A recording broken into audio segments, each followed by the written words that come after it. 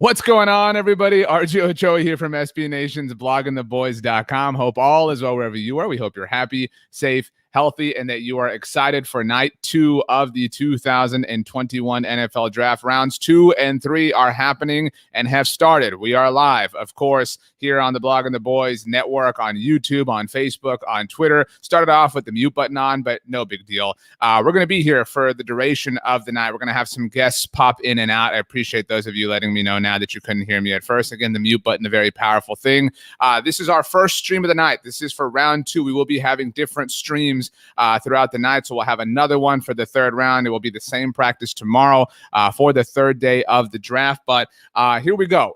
We are in the middle now of the second round, and what do you want? Matt Davis says, hope we get some A-plus players in rounds 2 and 3. That is definitely the hope. Now, the Atlanta Falcons just traded out with the Denver Broncos. The 35th overall pick is a running back. There was some conversation on Twitter that perhaps the Dallas Cowboys were trading up, but you know how Twitter can be. So we are now still on pick 44 watch. The Dallas Cowboys have 4 picks tonight, and we will see ultimately who they wind up taking. We are very excited. If you have a prediction for who you think the Cowboys will take, please let us know in the comments wherever you are watching. Let's look at the state of the Dallas Cowboys. Obviously, last night with the 12th overall pick, after the Cowboys traded out of the 10th overall pick, they took Penn State linebacker Micah Parsons, had his introductory press conference today with the Dallas Cowboys at the Star in Frisco. Miguel Elizondo says, hey, RJ Miguel, ¿qué onda? How goes your Friday night? Hope everything is going well. Again, picks 44, 75, 84, and 99 tonight for the Dallas Cowboys to work with. If you see a pick, you want to let us know. You are just as much a part of this production as we are. So we're going to get through this night together. We got through last night together as one big happy family. And so tonight is the night where we get through it once more. As mentioned, we will have a number of different BTBers that stop by throughout the evening as I look over just to make sure everything is all good on Twitter. But yeah, so let's take a look quickly at the first round last night. The Dallas Cowboys, again, taking Micah Parsons as we just continue to make sure nothing funny is happening in the second round. The Miami Dolphins just took Javon Holland, not an ideal situation. Trayvon Moehrig still on the board. Obviously, a lot of people want him for the Dallas Cowboys. Chris says, not sold on last night's pick. Hey, Micah Parsons is an awesome player. Now is not the time to harp. All right, we're all going to be excited about it. In fact, let's go ahead and while we wait for the Dallas Cowboys to be on the clock, let's go ahead and enjoy some highlights of Micah Parsons, courtesy of Penn State. This is the newest member of the Dallas Cowboys, and there will be a new one in about 30 or so minutes, probably less than that, honestly. Micah Parsons has a lot of versatility. He's a very athletic player. He's somebody who can really develop well under Dan Quinn, and somebody who I think we're all very excited to see. Micah Parsons is somebody who's still ascending as a football player, somebody who's played some big boy college football in the Big Ten. As you take a look there, a very ferocious sack from Micah Parsons. Number 11, we'll see if he winds up wearing number 11 with the Dallas Cowboys. Earlier today in his press conference, he was asked about it. Cedric Wilson currently wears number 11. Micah said he hadn't spoken to Cedric about it yet, but that maybe he would have a conversation. Jerry Jones basically said that there would be no negotiation. So it is what it is ultimately. But we do have a new pick. The 36th overall selection, again, is Javon Holland of the not of the Miami Dolphins. He is heading to the Miami Dolphins, Javon Holland is. And so that's a bummer. That was a target for the Cowboys as we continue to check out some Micah Parsons highlights here. This is not ideal. Look, this is what happens. The Philadelphia Eagles are on the clock, by the way. Look, you can rest assured that the Cowboys have a solid player in Micah Parsons, but this is how things are going to go tonight. It's going to be tough. We're going to have to sit here and watch a lot of good players fall and a lot of good players ultimately go. That is the way that the NFL draft works sometimes. And that's why, drafting somebody like Micah Parsons goes a long way at establishing yourself in your particular draft class. The Cowboys took what they believed was the best overall player on the board at 11 overall or 12 overall last night. Got confused with his number. The Philadelphia Eagles have made a selection, it seems like. Alabama center Landon Dickerson is now a member of the Philadelphia Eagles. So the Eagles pick is in. The Cincinnati Bengals now are on the clock. Sean Lothar says Holland is off the board. Yes, not ideal. that the Dallas Cowboys have now lost a potential target in the secondary. We all think that this pick in the second round and maybe in the third round, a couple of them are going to be in the secondary for the Dallas Cowboys. The Cincinnati Bengals have traded a 38th overall pick to the New England Patriots. Matt Davis says, why doesn't Dallas trade up? Honestly, I don't see a reason for the Cowboys to trade up. You look at what they're working with tonight. They do have 4 picks in or on the second night, obviously. They have 44 overall here in the second round. They have 3 third-round picks. I understand feeling antsy, and I get it. I know that you're watching right now. Javon Holland goes. Obviously, the first pick of this night was a corner, and so that is not a comforting feeling. It is going to feel this way until the Cowboys walk away with somebody. ESPN's Todd Archer, tweeting, Cowboys like Javon Holland, just don't think it was in the second round. The Cowboys, again, are not going to overpay. Matt Davis says TCU safety or Christian Barrymore. Yes, I mean, Trayvon Moehrig is an example of somebody who the Dallas Cowboys could be waiting on, somebody who the Dallas Cowboys could be hoping falls to them. We don't have to wait a whole lot longer. I mean, this is going to be an interesting night. This is going to be a very stressful night, so you have to make sure that you are prepared for this. We're going to get through it all together, I promise, but it is going to be a stressful situation ultimately. Do you think, though, let's go ahead and let's run your opinion. Do you think that the Cowboys should trade up? I know that I don't think they should, but do you think that the Cowboys should trade up? We want to hear your answers in the comments, whether you're watching on YouTube, whether you're watching on Facebook, whether you're watching on Twitter. Should the Dallas Cowboys trade up? The New England Patriots are on the clock, it is believed, with the 38th overall pick. So the Cowboys only have to wait 6 more picks. Should the Cowboys trade up? Yes or no? Now's the time, or forever hold your peace. Aiden Guerrero says no. I agree with you, Aiden. Just sit and chill. This is it. Like, you're never going to feel incredibly good, incredibly safe, incredibly stable throughout the NFL draft. Aiden says, hell no. Adds another one. We have a lot of picks. I agree with you. Cartel Perfect says they tried to trade up with the Jets. That's what Twitter is saying. There is some talk that the Cowboys did attempt to move up with the New York Jets for the second pick of the night, for the 34th overall pick. We've got the Abacus 30 says, I would give up a 5th rounder for Moehrig. Yeah, I mean, that's the thing. I mean, at this point, you don't have to wait a lot or give up a lot, but I still don't think, I think you're getting antsy if you're trying to move up right now. And so I know it sucks, but that's why we're here. We're here together. This is group therapy, because ultimately there's going to be a really good football player on the board at 44 overall. We are eking closer, trying to see what the New England Patriots are doing. The trade, so if you're curious what the Cowboys would have had to have given up, the Cincinnati Bengals just traded out of the 38th overall pick. And the New England Patriots, to get there, gave up 46, so their second round pick, 122, and 139. So you'd have to give up. The Cowboys do have 2 4th-round picks. Would you give up both of your 4th-round picks to move up right now? I don't think so. I really don't. I mean, that I don't feel that desperate right now. Honestly, Joe Hart says, get a safety now after and get a cider ASAP, I think, at certain. I mean, I would not panic right now if I was the Dallas Cowboys. It's okay. Take a deep breath. It's going to be fine. I promise you. Soon enough, as we've got Mike Golick announcing the Philadelphia Eagles pick. This is Landon Dickerson, the center here. This is now a thing, right? Like, people, they try to take over the NFL draft and announcing picks after Drew Pearson did it himself in 2018 in Philadelphia. Drew Pearson, by the way, will be announcing the Cowboys selection in just a bit, but in case you don't remember, here is what Drew Pearson did the last time he announced the Dallas Cowboys draft selection. To announce the Dallas Cowboys selection, please welcome the University of Tulsa wide receiver Drew Pearson. All right. How about them Cowboys? I want to thank the Eagle fans for allowing me to have a career in the NFL. Thank you. I am honored as an undrafted free agent to be selected to make the Cowboys' second-round draft pick. And on behalf of the 5-time world champion Dallas Cowboys, Hall of Fame owner Jerry Jones, Gene Jones and the Jones family, Coach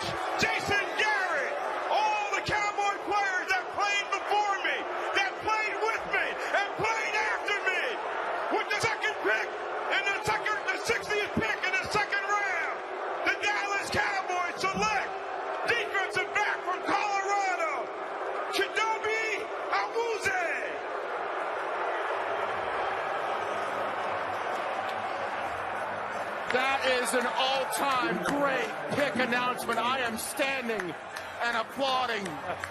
Drew Pearson soaking in the hate and spitting it back. Hey, look. They loved it. That's red meat for that draft party there in Frisco, Texas. Fantastic.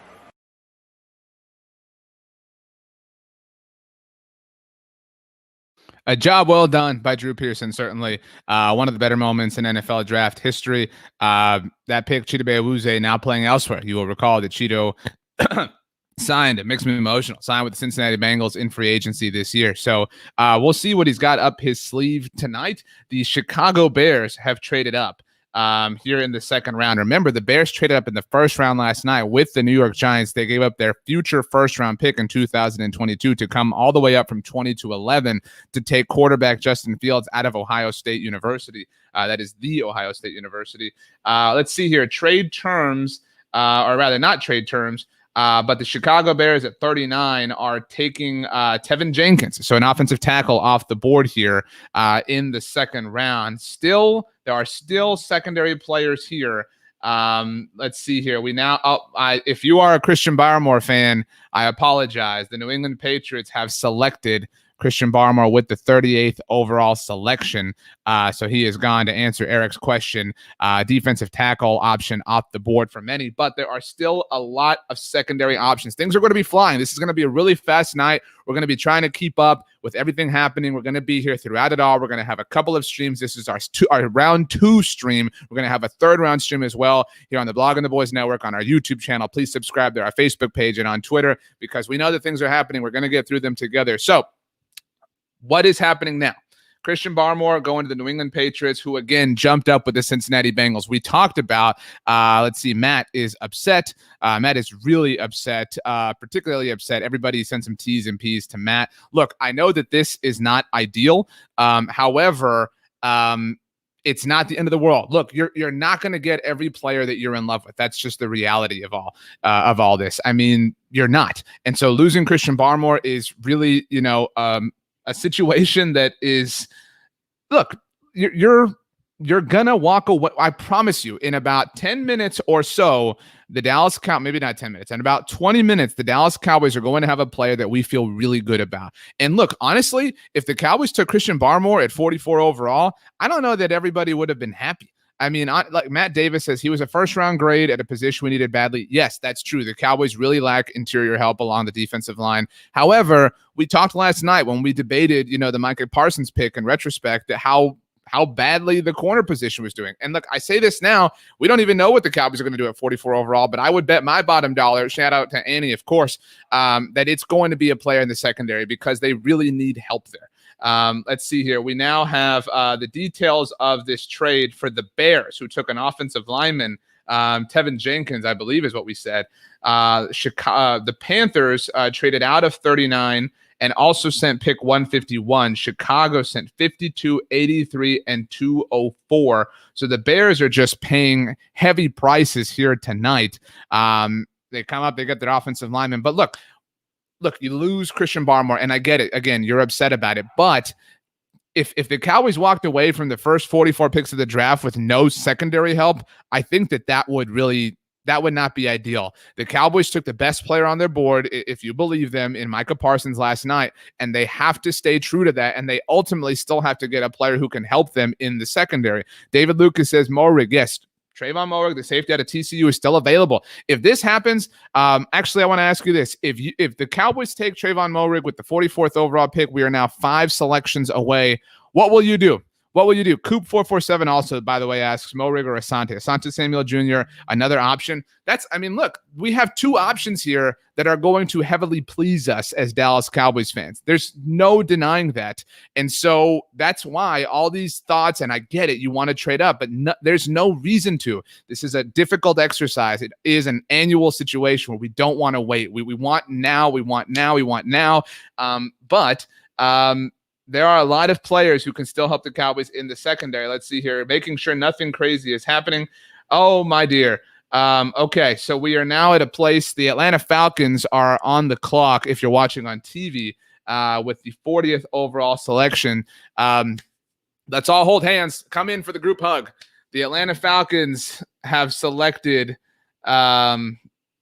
Richie Grant. Richie Grant is gone now. Richie Grant was another option for the Cowboys, all right, at 44, but Richie Grant is gone. The Trayvon Moehrig dream still alive. The Asante Samuel Jr. dream still alive, but Richie Grant is now gone. So this is heightening the pressure. The heat is turned up a little bit, all right? Things are getting a little bit more intense now, all right? So this is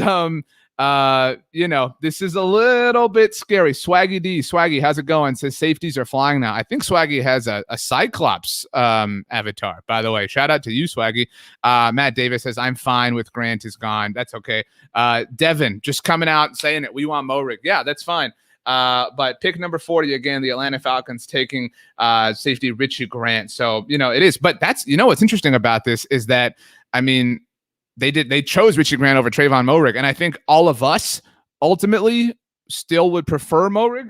And so, the Atlanta Falcons clearly don't. The Atlanta Falcons have already there's a sector of Cowboys fans that wanted Richie Grant, or at least would have been pleased with the selection of Richie Grant. But so the Falcons, if you're that person, like the Falcons have walked away now with Kyle Pitts and Richie Grant, and I think a lot of Cowboys fans would have taken that when the draft began. But Chris says Trayvon Moehrig would work. That's where all our eggs are in right now. And after the Trayvon Moehrig pick happens, I'm trying to manifest it. See here now on the show. We are going to get on with Cole Patterson from our Talk on the Draft crew. He'll come on to talk about the newest member of the Dallas Cowboys. I still think the Cowboys are wise for not trading up here. Apparently, the Lions are taking a defensive tackle here. They are taking Levi, a difficult last name to pronounce. I'm going to give it my best shot. Onwin's a rookie, all right? But the point is, another defensive tackle off the board. So we have the New York Giants and San Francisco 49ers left before the Dallas Cowboys are on the clock. The dream is alive. Hold that hope, all right? Hold out hope. The dream is very much alive. This is very possible. Trayvon Moehrig could be a Dallas Cowboy in about 10 minutes. Now it really is 10 minutes. This is, how are you feeling? Let's go. Are you feeling nauseous? Are you feeling upset? Are you feeling antsy? Are you feeling fine? Maybe you're feeling peaceful. Maybe you're feeling calm. Clearly by the speed of my voice, I am not. So how are you feeling? This is a really, really intense situation going on right now. Trayvon Moehrig still on the board. This has not been a great draft for the Big 12, by the way, as has been noted. But the Cowboys, if he lasts, could fix this. This is exciting, people. Get pumped. There's two teams left to dodge, and the Cowboys might dodge these landmines here. How are you feeling? We want to know here on our Blogging the Boys network. We're streaming on YouTube, on Facebook, on Twitter. We're going to be here all night and all day tomorrow. We will have different streams for every round, so if you're confused, make sure you look for the right one. This is our round 2 stream. Dan says nervous. Odessa says stressed out. Clint Jones, this brings back some Xavier McKinney vibes. Says I'm worried about the Giants taking Moehrig. The Dallas Cowboys did technically prohibit the Giants from selecting Devontae Smith last night. They wound up with Kadarius Toney. Eric brings up something interesting. As long as we get Moehrig or Samuel Jr., there are two players right now that I think we would be very, very excited about as Dallas Cowboys fans. And considering there are only 2 picks remaining before the Cowboys are on the clock, something's going to work out well here. Anthony says uneasy and grumpy. Are both of those members of the Seven Dwarves or just one of them? It's all good. But yes, if you're joining us, over the last 5 minutes or so, Richie Grant is gone. The Atlanta Falcons taking the UCF safety. Trayvon Moehrig still on the board. The dream lives for the Dallas Cowboys in that capacity. It is exciting right now. This could really happen. I know there's a lot of Cowboys fans who are TCU fans. Do you think it happens? In fact, let's just predict it. Shoot your shot. Okay, we have an update. The New York Giants have traded the 42nd overall pick to the Miami Dolphins. So the Miami Dolphins now on the clock with pick number 42. What is going to happen here? Who are the Miami Dolphins coming up to get? We know, obviously, they had a great Thursday night, a great first round. What do the Dolphins want? What do the Dolphins need? Is this something that is scaring you? Matt Davis says yes. I think you're manifesting. Now says wait, no.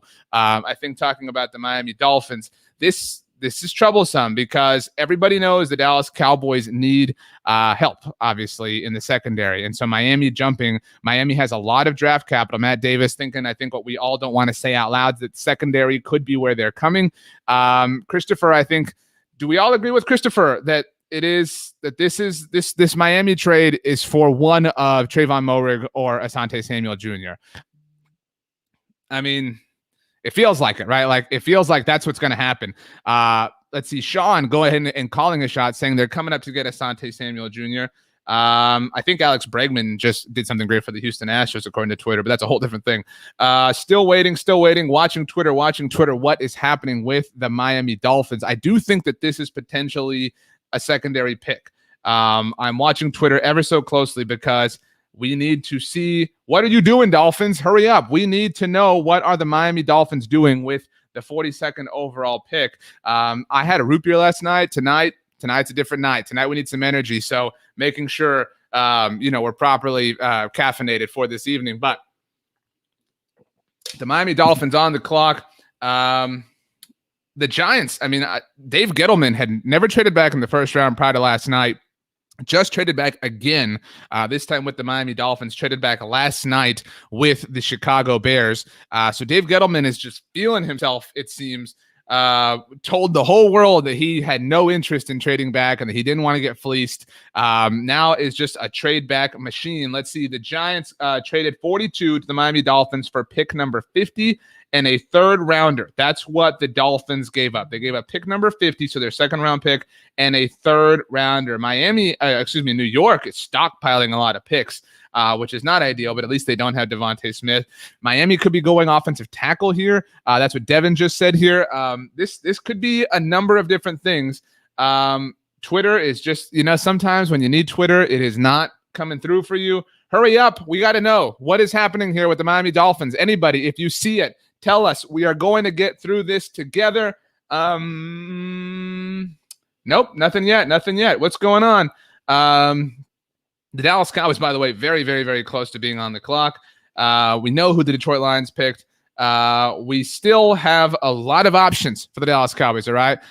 Troy says, who are we hoping for? Let's go ahead and get your thoughts in. We've been talking about this for the last 10 or so minutes. Who do you want the Dallas Cowboys to take with the 44th overall pick when they ultimately get it? Hang on. Hold right there. The Dolphins pick is in. The Miami Dolphins have selected offensive tackle Liam Eichenberg, so not a secondary player. Woo! Everybody party. All right. Everything is still alive. We only have one pick left to dodge, but for the Dallas Cowboys are on the clock. Trayvon Moehrig still there. Asante Samuel Jr. still there. Ifeatu Melifonwu still there. Lots of options available for the Dallas Cowboys in terms of secondary help, so hope is very much alive for the Cowboys with the 44th overall pick. They took Micah Parsons last night. Cartel saying one more pick. We just have to make it one more. Devin says, told you, a tackle. Congratulations, Devin. Really got us through the night so far. The Dolphins, hey, good for them getting a tackle. But one more pick, and the Dallas Cowboys are on the clock. Let's get excited. Who do you think the Dallas Cowboys are taking with the 44th overall pick? Give us your predictions right now in the comments, whether you're watching on Facebook, whether you're watching on YouTube, whether you're watching on Twitter. Who are the Dallas Cowboys going to take with their pick right now in the second round? Holy crap, hang on. The 49ers, who were right ahead of the Dallas Cowboys, have traded the 43rd overall pick to the Las Vegas Raiders. Is Rod Marinelli going to do this? Rod, be cool, man. All right, be cool, Rod. We put up with the taco stuff. We put up with the Tristan Hill thing, and maybe that works out someday. But the 49ers, the San Francisco 49ers, have traded the 43rd overall pick to the Las Vegas Raiders. This is, I believe, the fourth trade back in the second round already. There is a lot happening, a lot of information, which is why we are here together to get through it all. We're going to be here all throughout the night. Whoa, my goodness. Matt Davis saying our deepest fears, the Raiders need a safety, but they have Jeff Heath. Why would you draft? Who would ever draft a safety if they had Jeff Heath on their roster? Seriously, Matt. I mean, what kind of question is this? But what is happening here? Who are the Raiders taking? Right before the Dallas Cowboys are on the clock, but the Las Vegas Raiders are on the clock themselves. The TV broadcast is behind, so make sure you are hanging out with us for the rest of esta noche because, goodness gracious, it's en fuego. This is so much fun. I feel so alive and so dead inside at the same time. What is going to happen? Nope, that's the Lions pick. Still waiting. Come on, Raiders. We know you want to give us something terrible. Reach, Raiders, reach. We need the Raiders to reach, everybody. Aiden saying the important thing. Jeff Heath, the GOAT. Matt Davis says, I love this show. Appreciate you, Matt. Love you too, buddy. All right, let's go. Come on. Nope, still nothing. What are you waiting for? Twitter, we need to know who the Raiders have taken. Where are all the Raiders insiders right now when we need you? This is a moment of extreme stress, a moment of extreme nausea, a moment of extreme hyperventilation. They do have a needed safety. Come on, Twitter. Twitter's sucking right now. All right, we're still waiting. If you see what the Raiders are doing, this is really ESPN's Justina Anderson, by the way, just tweeted that an NFL source said that this is out of control with all the trade backs. You think? Yeah, we're going nuts here with all this happening. Nope, that's all good. That's the Giants trade. Who have the Raiders taken? We need to know who the Raiders took.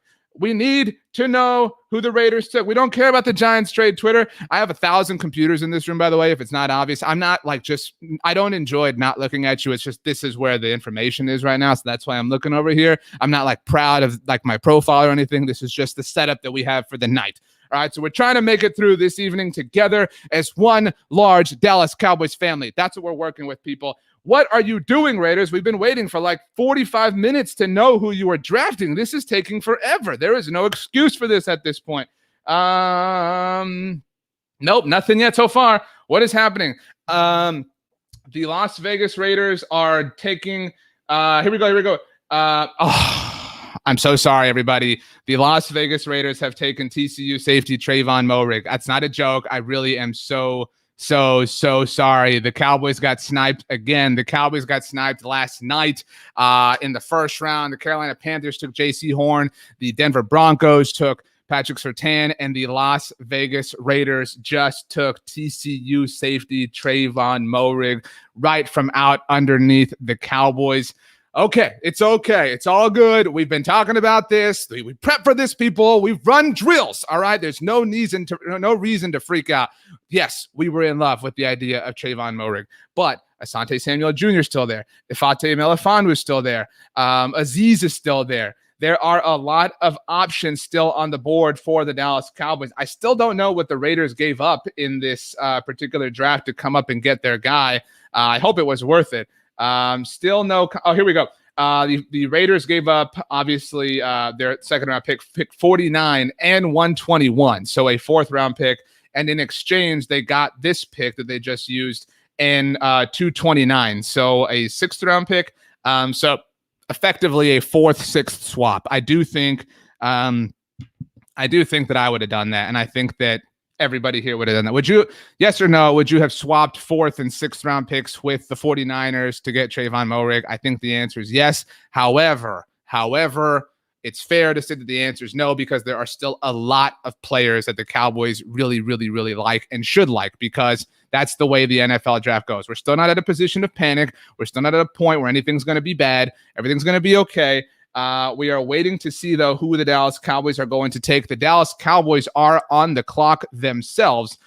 So let's get the juices going, people. The Cowboys are on the clock. Who the Dallas Cowboys taking? Let's go. I think Asante Samuel Jr. makes sense. I think that makes sense. R. Withrow says getting sniped twice hurts. Yes, it does. And maybe that's a lesson for the Dallas Cowboys to not be so predictable. But that's a whole different thing. So who are the Dallas Cowboys taking? We want predictions right now. Who are the Dallas Cowboys taking with the 44th overall pick in the 2021 NFL draft? They are on the clock. Give us your answers in the comments, whether you're watching on YouTube, whether you're watching on Facebook, whether you're watching on Twitter. Who are the Dallas Cowboys going to take right now? We want to know what you think. Who's going to get it right? David says Ifeatu. Joe says Samuel Jr. Matt Davis says Samuel's the safest pick. Pete is a Perkins fan. Still nothing yet. Still waiting on an update. The Cowboys pick. Let's see here. Whoa. Slow down, everything. Everything slow down. We have an update of sorts, people. Get excited because let's get this up here. We're focusing. We're getting done really fast. Everybody relax. Don't worry. I'm getting it done. The pick is in for the Dallas Cowboys.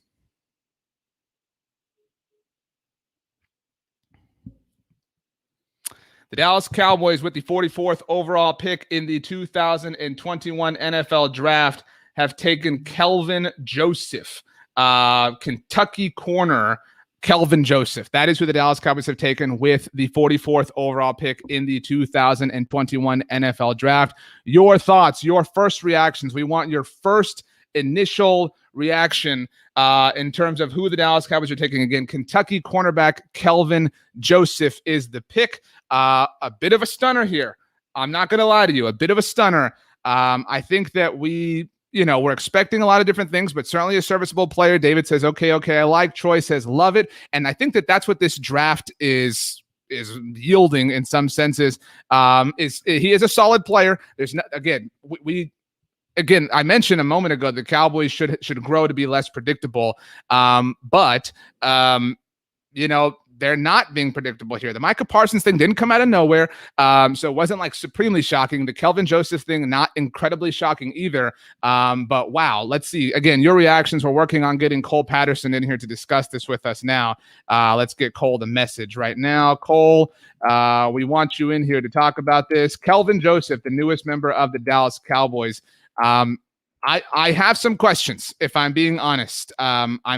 This is a little out of left field, is not the proper term. But I don't know. I mean, this is this is a little strange. Now, Troy says he had a second round grade, good value. Yes, very good value. But just, a little bit of not a curveball is not the right way to put it either, but a little bit of a surprise, maybe the best word, a little bit of surprise. We really, really, really, I think all thought that that this would go one of two different ways, but it did not. Clearly, we're waiting on Cole Patterson to join us. Cameron says, sorry, Cameron, can they get a safety next? That would be great. Here's the thing. The Cowboys have now addressed the secondary. I agree with all of you commenting that if Ayatu Melifonwu would have been a great pick, Asante Samuel Jr. would have been a great pick. This is still not, again, not a terrible situation. Clinton Jones says another taco. That's a bit harsh. All right, let's not say things that we can't take back here, Clint. But this is a really, really, really again, surprise, curveball, out of left field type situation. I don't think, as we get our Instagram post ready, that's what I'm doing here on the side. But I really am again. I mean, I'm not speechless, but this is look.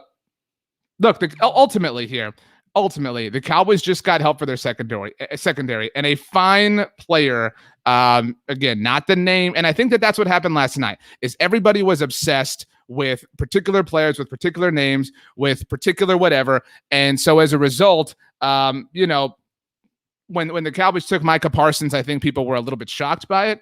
Not that nobody knew his name, but just in the sense that, people were expecting different things. And I think that that's what's happening again. This draft is just kind of throwing us for a loop in a particular way. We've got our Kelvin Joseph information up for you, by the way, working on getting it up on our big screen here because we're super fancy. Kelvin Joseph is the pick for the Dallas Cowboys, a 5'1", 197-pound corner, again, out of Kentucky. Their second round pick, 44th overall selection. Matt Davis says, I don't understand why they would have grabbed one of those two, again, talking about Melifonwu and Asante Samuel Jr. And I agree. And I really agree. And I felt the same way when the Cowboys didn't take Rashawn Slater last night. And that's a little bit of a different thing because, the positional, situation of that is very different. 5'1", a lot of people, I think, sorry about that. Hang on. It's a live show. Don't worry. Look, it's all good. He is not 5'1".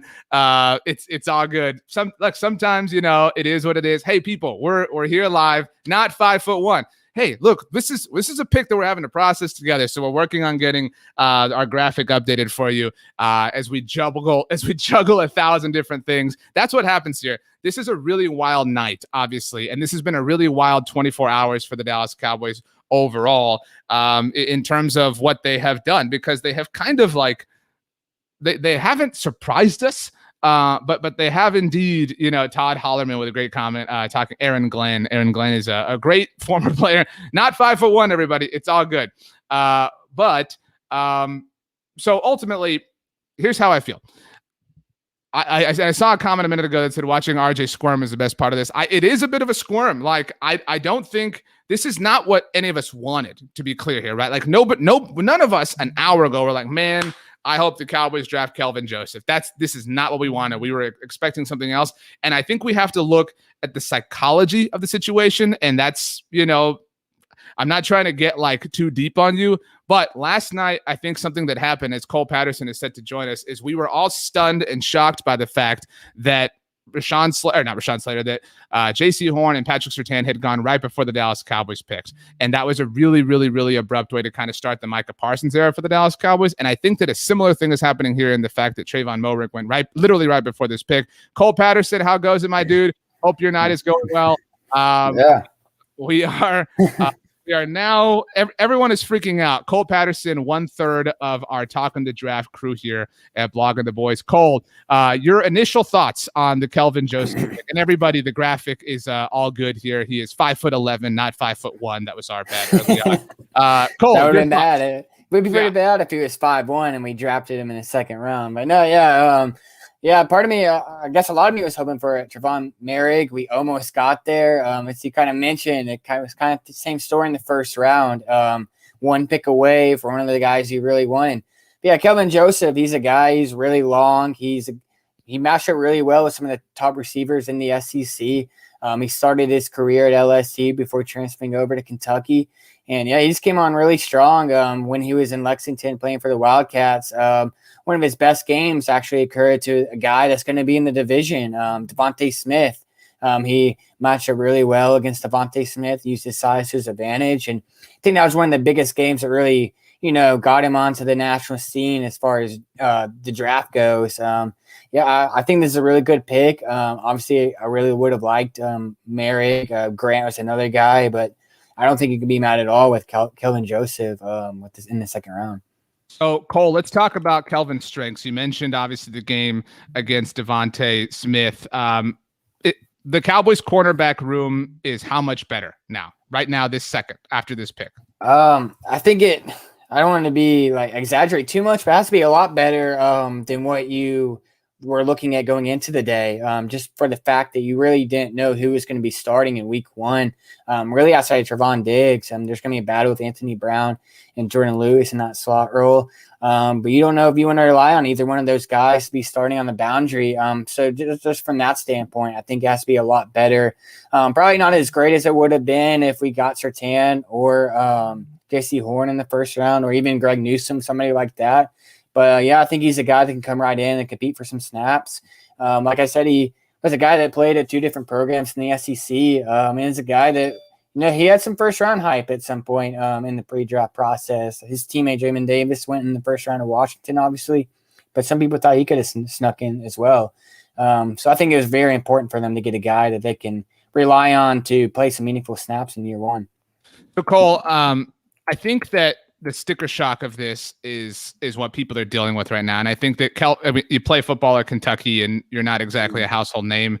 And so that's something that people are, I think, frustrated by. And I think what happens is we all fall in love with different names, different people, Asante Samuel Jr. is one of those, right? Like he has this name value recognition that people know and people associate here. I want to throw you a hypothetical. And I realize this is not practical because he was not an option for the Cowboys at 10 before they traded back. But would you rather have, say, Patrick Surtain had fallen, and we'll call it Nick Bolton, or Micah Parsons and Kelvin Joseph? If you're watching along, which duo would you rather have? Cole, your thoughts? Me personally, I'd rather have the first duo, Surtain and Nick Bolton. Part of that's because of positional value. Take a corner in the first round rather than a linebacker in the top 15. But another reason, one of my co-hosts, talking to Star Connor Livesay, he's really high on Nick Bolton as well, and he thinks Nick Bolton's just as good as Micah Parsons. If you get him in the second round on day 2 and get a guy in Surtain that would start day 1, from the moment he got onto the roster, I think you're feeling really, really well about that. But, they were off the board, and I think the Cowboys did as well as they could have done if they were focused on addressing corner and linebacker in the first 2 rounds. for those, like you said, maybe not everybody knows about Kelvin Joseph. He played at Kentucky, not exactly a blue blood program by any stretch, but he's a guy that was near the top of the SEC in interceptions. He had pick 6 in the Tennessee game. Just reading some Twitter reactions as well. Jeff Kavanaugh from 105 The Fan said his tape is as good as anybody in the draft class. There are some off the field problems. I guess question marks is a better way to put it. He left LSU. It probably wasn't his choice to leave LSU. He opted out at the end of the season as well from Kentucky. But just on film, he's really, really good. He's got the size, and I think you have to be happy as a Cowboys fan. Like I said, I know some people are hoping for Merrick to fall, but I think this is a pretty nice consolation prize. You mentioned Jeff Kavanaugh's tweet on Twitter at JC1053 The Fan. His tweet just now, 3 minutes ago, Kelvin Joseph on tape alone is as good as the top group of corners. And so, again, this is a situation. Todd Cook says this isn't a bad pick at all. He's talented. Where I think this is a player that Cowboys fans have to learn about a little bit. It's not your obvious, not playing on Saturday nights on ABC type thing. This is a marinated appreciation, if that makes sense. Again, that's part of his story. What I want to say, or what I want to ask you is, you mentioned the transfer from LSU, and this, as soon as the pick was in, Twitter's kind of going off about this, but not the same thing by any measure. But if the Cowboys are really focused on building a prominent culture, if there is even a tiny bit of a question mark with Kelvin Joseph after you took Micah Parsons in the first round, not trying to rehash that, that is a little bit that's a little bit speculative, I think, as far as your class is concerned at the present moment. No, for sure. No, I definitely agree with that. That's kind of why I was a little bit iffy on the possibility of drafting Christian Barmore. I've heard some people say they're close to that program, actually telling me that, not really off the field problems, but he's not always the hardest working guy in the room. Christian Barmore, I'm talking about. That's another guy you would be kind of concerned about bringing into a culture. Obviously, New England has a strong enough culture to kind of maybe counter that. Dallas, I don't know. You're trying to rebuild that defense. You're trying to get some more guys that, work as hard and put the team first and not too worried about social media and their brand and everything per se. Obviously, Jalen Smith gets a lot of criticism in that aspect. But no, I agree. Any off the field problems, probably a little iffy. But I mean, at the end of the day, they're looking for ball players. And I think Micah Parsons, even though I don't really love the value, he's a really good football player. Kelvin Joseph is a guy that his film really shows he's worth a top 50 pick. But no, I completely agree. When you're trying to build a culture, probably kind of risky to take 2 chances back-to-back rounds. So we'll see. Trying to read the comments here. Todd says, I don't know exactly what you're responding to, Todd. Who you're saying is absolutely correct. I don't know if that's Cole, probably, because Cole's a genius. But I would rather have Newsome or Samuel. Have him over Newsome or Samuel. Would you rather have? You were a big Newsome fan, Cole, in the whole run up to the draft process. But would you rather have Kelvin Joseph over Asante Samuel Jr. as an example?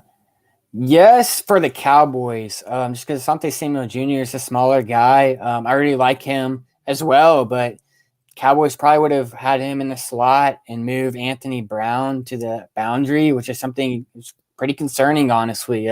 Anthony Brown's a better slot corner, but I prefer Kelvin Joseph over Asante Samuel just for that, for the Cowboys. Specifically, I can't get it out. But yeah.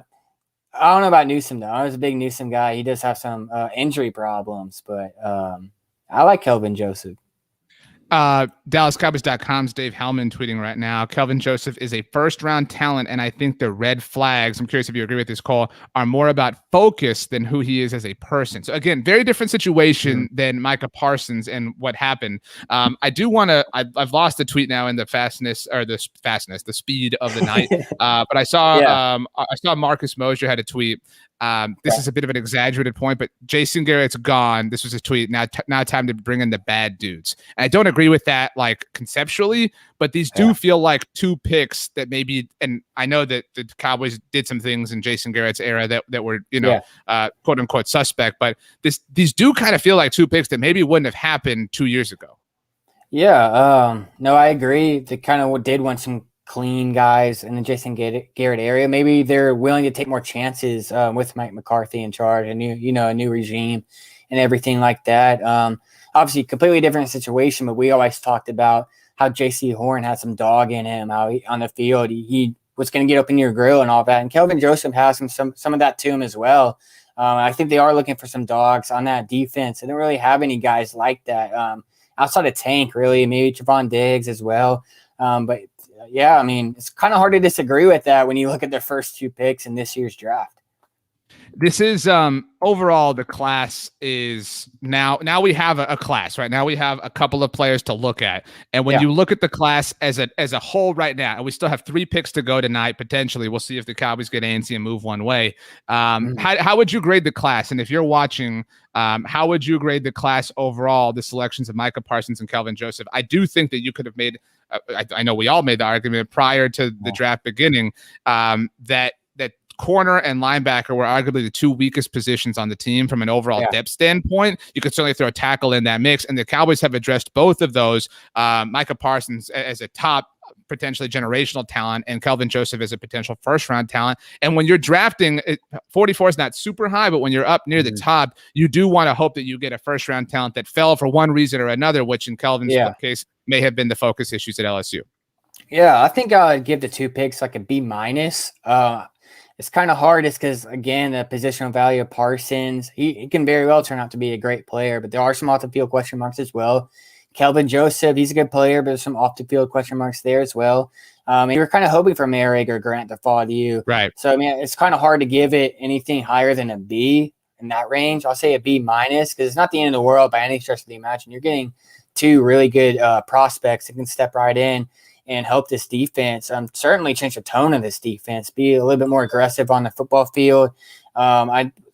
Speaking on Joseph, some people are not really familiar and kind of disappointed with him, it looks like, just reading the comments. But he's a guy, as I said, he's a big-time football player. Against Alabama with their talented crew of wide receivers that are going to be drafted this year and the upcoming seasons, he gave up 0 catches, on 3 targets.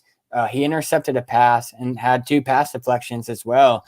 And that's the best of the best competition. Really, the only game they really struggled in, really matchup, I would say, is probably Kyle Pitts. But, I mean, almost everybody struggled against Kyle Pitts. I mean, Kyle Pitts is a matchup nightmare for a reason. Outside of that, like you said, I mean, Jeff Kavanaugh, he considers him among the best draft prospects at the position, at least on tape. Hellman, he's another guy that's really high on him. It sounds like just from if you're just watching the film, you're just watching him, it's really hard to complain. But like I said, I get that he doesn't have the hype that other players had. He transferred schools during his career. He didn't finish last season. He opted out towards the end. So there are some question marks. There are some stuff that people aren't really familiar with. But he's a really good football player, and I think that's what Dallas needed in their secondary. Are you at all upset that the Cowboys didn't trade up for Trayvon Moehrig? Because that's what, I know you got here a little while ago, but I believe looking back on it, the Raiders swapped 4th and 6th round picks with San Francisco in order to do that. Would you have rather done that, or would you, are you fine with the Cowboys waiting and taking, again, I think I think the reality is starting to set in for people, and I think they're over the moment that passed, and I think people are now kind of coming around. I saw a comment a moment ago that said, I just watched some of his highlights, definitely a great player. But all that being said, I think that this is maybe the best the Cowboys could have done so far. This draft specifically, when you factor in that they got sniped back-to-back in front of their 10th overall pick and right before with the Raiders. So all things considered, would you have rather traded up for Moehrig is I guess my question. Yeah, that's the thing. They got sniped 1 pick before in back-to-back rounds, which you don't really see very often. 2 positions of need as well. I went into tonight wanting Moehrig the most out of any player. I think he's a guy that could step right in at safety. But, I mean, he fell to 43. So, I mean, I don't think you can blame the Cowboys for sitting there. And they still got a good player in Kelvin Joseph. Richie Grant, he got to 40, so he was in range as well. If you told me Richie Grant went off the board really, really early, or even Moehrig went off really, really early, like in the first few picks of the night, if you could argue to move up for one of those 2 guys, but the fact that they were there in range, it looked like there's a really good chance of them falling to Dallas. It's just not how the dice is rolled tonight. But you still got a good player. Yeah, and in that sense, I applaud is a heavy word, but I commend the Cowboys as I fight off a sneeze. It's truly a live show.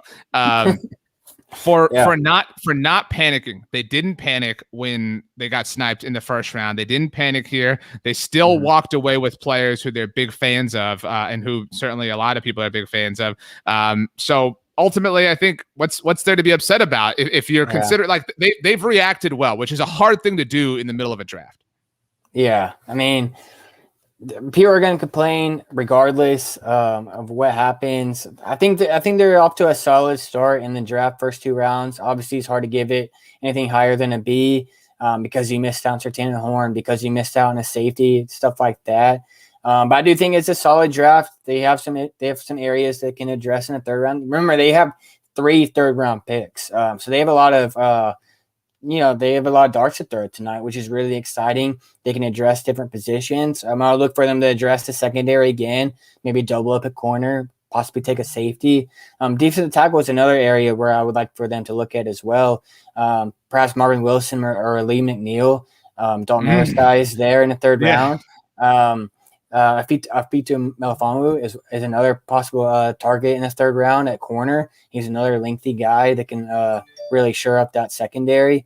And you never know what's going to happen in safety. Our Darius Washington's a guy who a lot of Cowboys fans love. He's obviously really, really small, but he's a ball hawk, and he's a guy that's probably the best safety on film. At least he has an argument to be the best safety in this draft class. Perhaps he's there in the 3rd round, if not later. I don't think it's a disaster. As I'm reading some of the comments on the YouTube saying F and stuff like that, grading it very poorly. Again, I get the frustration. I myself was frustrated last night with Micah Parsons because you missed out on the 2 corners and all of that. But I mean, if you told me they came away with a starting linebacker and a starting corner in the first 2 rounds, it's hard to be too upset about that. I get the frustrations, but I don't think it's the end of the world or it's a disaster either. Cole, we've been talking about obviously Kelvin and his strengths. If you could slide over to your left, just so you don't cover up this tweet a little bit, his game, there you go. His game against Alabama is one of you're an SEC guy. We've got the stats up here for you. It's hard. I mean, to have this type of performance, yet Kelvin did it. And you mentioned obviously the performance against Devontae Smith. I'm not saying like that alone is something to hang your hat on, but that is a lot of confidence, I think, to build off of. Yeah, I know for sure. I mean, Devontae Smith is obviously on the elite tier of wide receivers in this year's class, and Kelvin Joseph more than held his own. Obviously, it's one game. He wasn't matched up with him every single snap. Devontae Smith is obviously a really good player, but the fact that Kelvin Joseph matched up really well with the first-round prospect, and that's not really – I mean, it wasn't just a one-game thing either. It's again, like Kyle Pitts is really the only guy that really burned him or anything like that. But outside of J.C. Horn, Kyle Pitts really burned everybody he went up against. And, Kelvin Joseph is a guy, he's a former 5-star prospect that went to LSU before transferring over to Kentucky. He's got a good pedigree. Really, all his question marks are off the field. It's not like he has anything severely off the field that's going to make him undraftable, but it's enough to, push him out of the 2nd round. Or push them into the 2nd round. If anybody was on the edge of their seats or, kind of going back and forth, should we spend a 1st-round pick or not on him? Do you have to field probably push him in the 2nd round? But I think he's a guy that can come in and play immediate snaps in the Cowboys secondary. Obviously, rookie corners are always, iffy. They're going to have some down years. They're going to have some down performances in their first year in the league. But I think he's a risk worth taking right now, and I don't think you can be too upset about it. Yeah, I agree. This isn't, it's weird because I feel like the Cowboys got sniped for picks that were predictable right before the draft started. Ian Rappaport jumped on NFL Network, and who knows? But by the way, Rondale Moore going to the Arizona Cardinals just now. But I like that fit. Yeah, but you know what? I loved the Andy Isabella pick a few years ago, and like that hasn't panned out either. Fair enough. Right. But so Ian Rappaport jumping on NFL Network right before the drafts, right before tonight, and saying that the Cowboys all along didn't want a corner. That, there was a lot of smoke screens going on, that even the Eagles were pushing corner, but they really wanted Devontae Smith. That does kind of sound like, backtracking or just kind of convenient truth now that the Cowboys walked away with Micah Parsons. But I mean, the names they were linked to. If the Cowboys, if you want to believe in your most optimistic heart of hearts, that the Cowboys are truly putting out all this the guys at the draft should talk about the pen throws, right? Like Trayvon Mulrig could be like a pen throw, or we were so in on Trayvon Mulrig when this is really what they wanted. And I'm not saying that Kelvin Joseph was their ideal pick at 44 overall, but it does seem like they have at worst pivoted in a really fair and bright way, but at best potentially hidden their true intentions very well. Yeah, it's hard for me to buy that, Right. There's a level of supreme, optimism or naivete involved here. I would love it if that was the truth and I really believed it. I just don't buy it, especially in the first round. I mean, there was some reports that I believe Dallas at least acquired about moving up to 6 because they were afraid of being wiped out at corner. I don't know if that's true or not. Maybe that is a smokescreen as well. Maybe that is some misleading information, but I find it hard to believe Micah Parsons was the top defensive player on their board. Again, I think Micah Parsons himself said that he was told it's going to be between him and one of the corners, and once Surtain went off the board, he was like, okay, then it's going to be me. So it sounds like the guy they picked knew he wasn't the very top of their board on defense. So it's kind of, everybody wants to save face. We didn't get our guy, and I think everybody knows we didn't get our guy, and that's okay. But, I mean, I think they've rebounded well. I mean, Kelvin Joseph, again, I think they did want a safety, but, again, there's worse consolation prizes out there. Just looking at Kelvin Joseph's stats as well, as we already kind of touched on in the Alabama game. But he performed well throughout the season, really, with the exception of that Florida game. And even then, it wasn't like the worst game ever. But, against Mississippi State, they're an air raid offense. They throw the ball around a lot. He had an interception there. He had an interception against Tennessee that he returned for a touchdown. He had another against Georgia. I mean, you got to remember, he played an all-SEC schedule this year. And say what you want about the SEC hype and SEC bias and everything, but the fact of the matter is there's a lot of talent in that conference, and he more than held his own week in and week out. Mark Stoops is the guy, Kentucky's head coach Mark Stoops is a guy that has a long history of producing successful NFL defensive backs. So that's another thing that you can hang your hat on. Obviously, it's really hard to predict success for guys in the draft. It's always a crapshoot. But, I mean, again, I think there's worse options to Kelvin Joseph in the second round. They got a guy that can step right in and play significant snaps. And this is the second year in a row that they spend a second-round pick on a corner that they're hoping becomes a foundational piece on their defense. No, and to that point, I mean, this is the third time in the last 5 drafts that they spent a second-round pick on a corner, counting Cheeto, incidentally also announced by Drew Pearson. Raul Duke says, we got Kelvin Joseph with Samuel and Melifonwu both on the board. I think this is something that people, because unlike last night with Horn and Surtain, people will nitpick this. And you said something a little while ago, Cole, you said for the Cowboys were never going to draft Asante Samuel Jr. They never were. He didn't fit their size requirements. So, you can be upset about that all you want, but that's not a decision they made tonight. Talk us through Kelvin versus Melifonwu then, because that seems to have been the true choice that they made. Yeah, so if you listen to the Talking the Draft on the Blogging the Boys podcast, you knew all three of us, Dalton Miller, Connor Livestream, myself, are all really big on Afitu. He's the guy, his brother was drafted in the second round a couple years ago, Obi. He didn't turn out so well, but Afitu is a same athletic guy, but he's better. He's a better football player. He knows how to play the game of football, which is something you can't say about his older brother coming out in the draft. He's really lengthy, and he's a guy that I did want at 44 as well, but there's a chance that I'm not following along with the draft right now, so forgive me if he's already been taken. I don't think he has, but there's a chance that he could fall to the third round, that he could be there with one of their picks, and if he's still there, then Dallas should definitely grab him. In fact, I think Dane Brugler had him falling to the third round today, so I don't think they completely missed that opportunity yet, but I definitely get where that coming from. Fitu had a really good resume as well. He's another lengthy guy that could fit in really, really well. And I would have liked that pick a lot, but it's hard to complain too much about Kelvin Joseph. I think you're just finding something to complain about right now. Maybe you're still frustrated about taking a linebacker in the top 15. You're not willing to give Dallas any benefit of the doubt moving forward, but just watch a film of Kelvin Joseph. He's a talented guy. Like I said, there's no questions about his off-the-field stuff.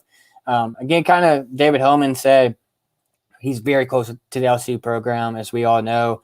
He kind of mentioned it's not the same thing as Micah Parsons. There's nothing like criminal or anything like that off the field. It's more of just like him, his mindset, him, making the right decisions and stuff like that. He opted out towards the end of the year. There's some questions about that. But as far as a football player goes, he's really talented, and he's certainly worth a top 50 draft pick. Yeah, and I think, I mean, we've said it several times, but if you were told, if anybody was told that after the first 2 rounds of the draft, after the first 44 picks, the Cowboys would walk away with starting caliber linebacker and a starting caliber corner, certainly with relation to their roster, but just in general, I think 100 of 100 Cowboys fans would have taken that. And I think that again, the frame of it all is something that people are having trouble digesting, but it's hard to it's hard to really pick apart.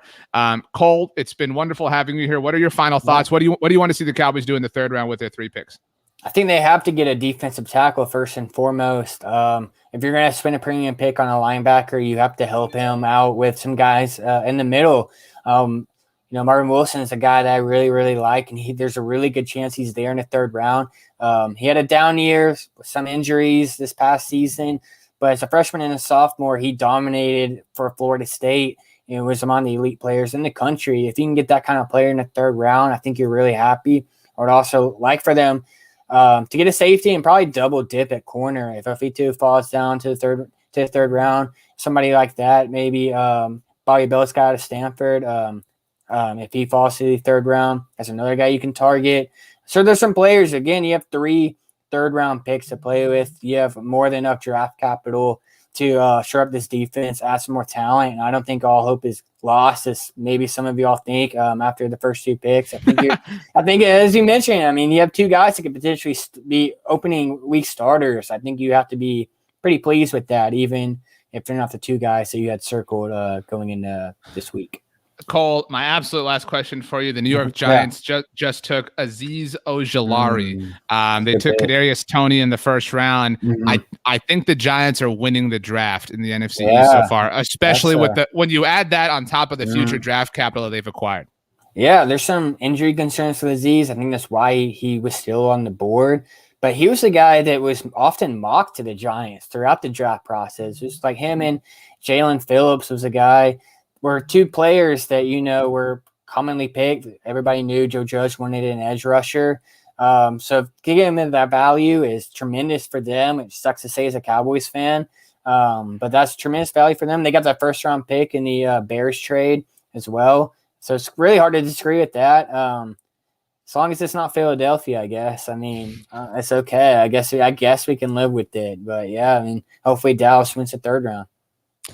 Cole Patterson, you can listen to him every Wednesday on Talking the Draft on the Blogging the Boys podcast network. Search for it in your podcast provider. Subscribe to Blogging the Boys. Leave a rating, write a review. Tell Cole how wonderful he is.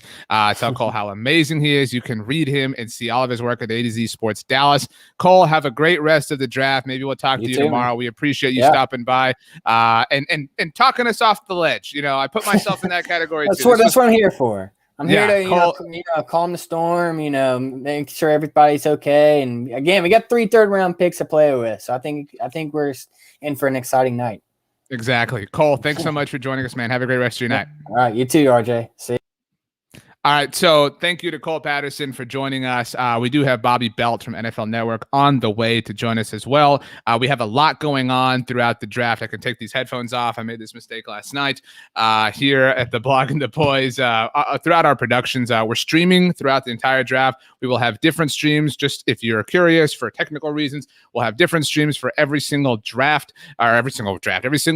So after the 2nd round, we'll launch a new stream for the 3rd round. So be on the lookout for that wherever you're watching, whether it's on YouTube, on Facebook, on Twitter. While we're talking about this, certainly encourage you, ask you in our most polite voice to please subscribe to the Blogging the Boys YouTube channel. We work very hard. We do a lot of things to make sure that you, as a Dallas Cowboys fan, are well-serviced and well-fed and well-prepared for all things that are happening in the world of America's team. Like I said, we do a lot of live streams. We do a lot of discussions. We do a lot of film reviews. Soon enough, I imagine this weekend we'll have a film review up on Micah Parsons, and shortly after, a film review up on Kelvin Kelvin Joseph, I reached out to a friend of mine, Jason Markham, who runs our Kentucky website at SB Nation, A Sea of Blue. So Jason has watched Kelvin for a long time now, obviously. And I said, Jason, can you give me a couple of sentences? He also happens to run our Cincinnati Bengals website, so he's a very, very, very busy man. So Jason is very busy during the draft right now, covering the Bengals draft. But asked him I said, can you give me a couple sentences? Let us know. Talk us off the ledge. He said, and I quote, "No one in college football defended Heisman winner Devontae Smith as well as Joseph did. He held Smith without a catch off of 2 targets and had a pick at the goal line on one of those targets." Very nice to see from Jason. We've been talking about that. If you're curious about who Kelvin is, obviously we've talked a lot about his football prowess. If you did not know, we mentioned him originally playing and going to LSU.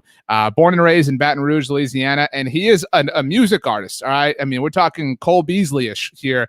If you haven't seen him on social media, he has a great handle, Bossman Fat. You can add a 1 there on Twitter. But he has released 6 albums under that name. So if you haven't had a chance, go check out Kelvin Joseph.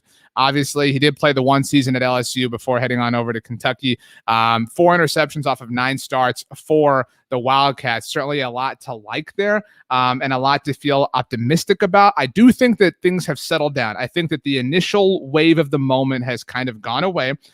So I'll ask you to give us a grade. What is your grade for the Kelvin Joseph pick? We want letters here: A, B, C. You can throw a plus, you can throw a minus. How do you feel about the Dallas Cowboys ultimately drafting Kelvin Joseph? We've got a question from Redbirds Junkie. I missed it. Why did he transfer?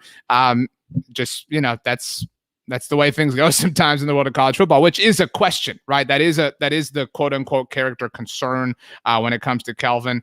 So your grades right now, and we'll come up with our group consensus, as Matt Davis has a comment, rather upset. True Believer says A. What else we got here? Joshua Hagboom, I wonder if related to the great Mr. Hogaboom, A with like 8 pluses. Christine says B. David Lucas says C plus. We've got Matt Davis says B minus, maybe C plus. Todd Cook says B plus. So you know what? Consensus grade then, it seems like a B. The Dallas Cowboys drafting of Kelvin Joseph, obviously in the 2nd round, the 44th overall selection. So I mentioned it a moment ago. Let's go ahead and bring him in, the man of the hour. If you have ever done anything in your life, this man will make sure and find it and ultimately hold it over your head. From NFL Network, Bobby Belt. Robert, how goes it? How is your round 2 going esta noche? Kind of sad. I'm a little bit sad because you were bummed when Trayvon Moehrig went to the Las Vegas Raiders. Merrick. We went over this earlier today. It's been a long night. That was pretty depressing. But I mean, Kelvin Joseph is a good player. I find it to be an interesting selection for a few reasons, but he's a good player. Why? Tell us why. Because the people have been panicked here. You're arriving late to why are they panicked? This is unlike draft or Cowboys blogosphere, which generally just, no offense, generally it's a good barometer, but generally just goes with whatever the draft show crew has to say about things, and they all like Kelvin Joseph as a player, so I'm just confused why they don't like him. So here's my theory, and I don't know if I've ever told you this. Bobby and I are real good pals. When I was like 6 years old, the very first time one of my parents asked me what I wanted to be when I grew up, I said a psychologist. And I don't think it's because I knew anything about the profession. It's just I was like 6. But I think it's only because I think it's only because I could say the word psychologist. So like even as a 6-year-old, like there was a like sense of narcissism to where like psychologist, and then like all the adults would be like, ooh, you know what I mean? And so clearly I'm not as bright as psychologists are.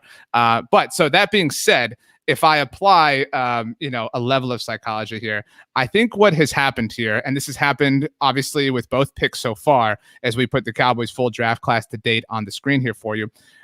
The Cowboys got sniped right before the Micah Parsons pick. And I think that everybody went into last night, like not even thinking, but like knowing it's going to be one of J.C. Horn or Patrick Surtain.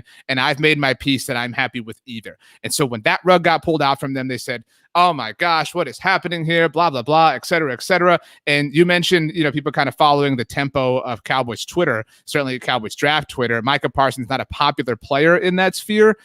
So I think that people took all of today to kind of get over that, right? Like, and people took all of today to kind of square that in their minds and say, well, Dane Brugler had him as his 12th overall player. The Cowboys took him at 12. They also picked up an extra third-round pick in the process. And so on and on and on, all these other little reasons. And so they finally got to tonight, and they said, okay, they're going to walk away with Trayvon. They're going to walk away with Asante Samuel Jr. They're going to walk away with Melifonwu. They're going to walk away with Richie Grant. Like, people had kind of put all their eggs in the basket in this basket that was like 5 particular players.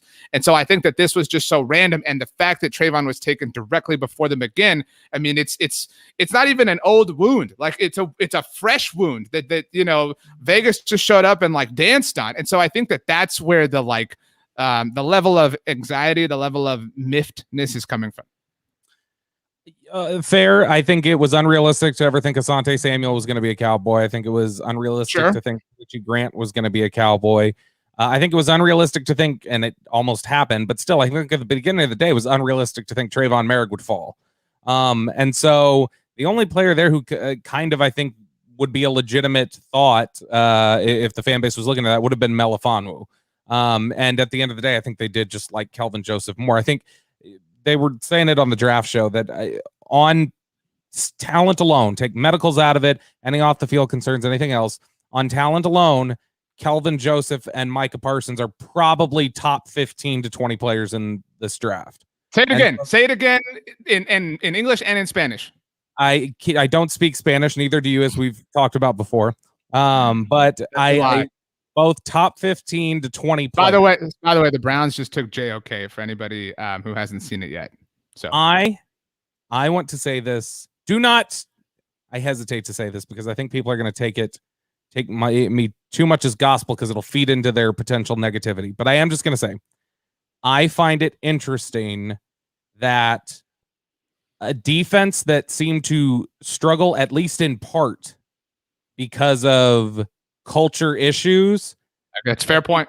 They took 2 guys so far with red flags in a draft season where the ability to do the background work has been less than it ever has before. I just find that interesting. They may feel good about it.